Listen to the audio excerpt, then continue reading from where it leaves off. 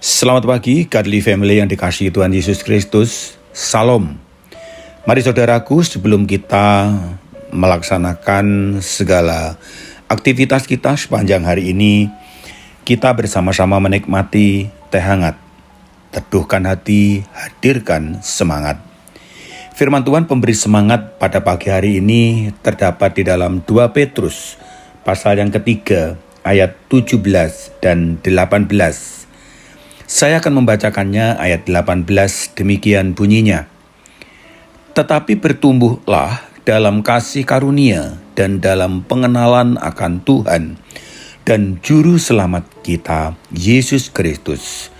Baginya kemuliaan sekarang dan sampai selama-lamanya.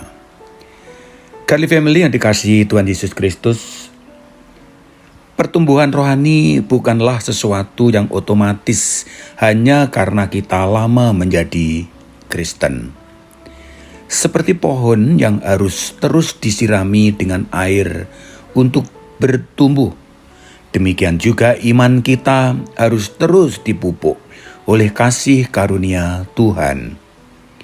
Semakin kita mengenal Yesus, semakin hidup kita memuliakan Dia, baik di rumah, di tempat kerja, maupun dalam pelayanan.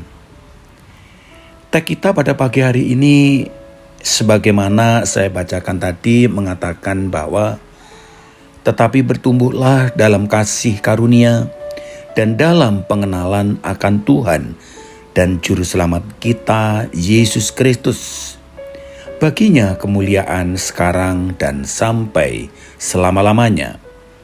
Saudaraku, kasih karunia adalah anugerah Allah yang menyelamatkan kita melalui Tuhan Yesus Kristus.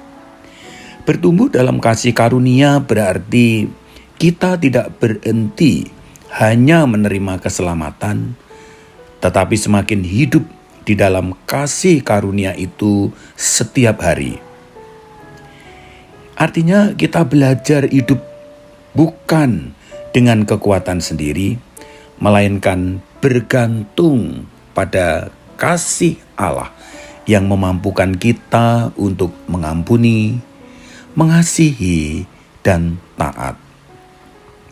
Pengenalan akan Yesus Kristus di sini bukan sekedar pengetahuan intelektual, melainkan relasi pribadi dengan Kristus.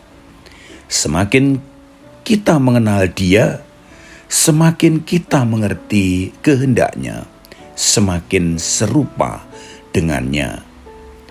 Pertumbuhan ini terjadi lewat firman Tuhan, doa, persekutuan, dan ketaatan dalam hidup sehari-hari. Ayat ini mengingatkan bahwa kehidupan Kristen adalah proses pertumbuhan yang terus-menerus.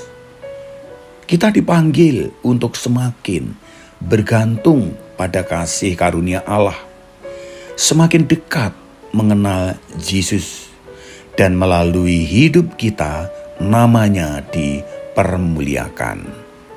Mari saudaraku kita berdoa. Bapa kami di surga, terima kasih untuk kebenaran firman-Mu pada pagi hari ini.